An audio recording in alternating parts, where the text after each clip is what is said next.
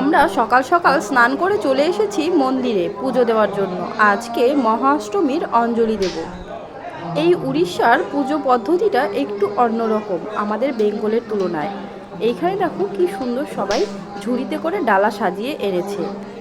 আর এই পাশেই 10 টাকা পিস ঘিয়ের প্রদীপ বিক্রি হচ্ছে, তো সেখান থেকে একটা প্রদীপ কিনে দেন আমি দুর্গা মায়ের আরতি করেছিলাম। আর এখানে যে যে পুজো করছেন সবাই ঘিয়ের প্রদীপ জ্বালিয়ে মাকে আরতি করছেন। আর এই দিকে দেখো আস্তে আস্তে ডালা শুধু এসেই যাচ্ছে, মানে এখানকার সবাই পুজোতে অঞ্জলি দেয়। তো ডালায় দেখবে একটু পরে পুরো জায়গাটা ভর্তি হয়ে যাবে। আর ডালাগুলো দেখতে কি সুন্দর লাগছে তাই না? আমাদের বেঙ্গলে কিন্তু এরকম সিস্টেম নেই। ওখানে সব ফল কেটে দেওয়া হয় আর এখানে গোটা গোটা ফল দেওয়া হয়। দেখি কেমন বন্ধু।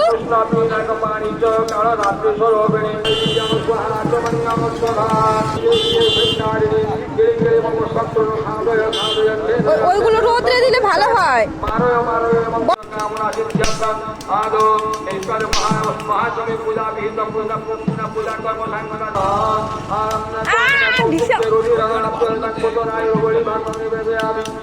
ও কিছু পছন্দই করতে পারে না, ওই জন্য ওকে যেতে বারণ করেছিলাম আমি। বাবা ভয় পায় না।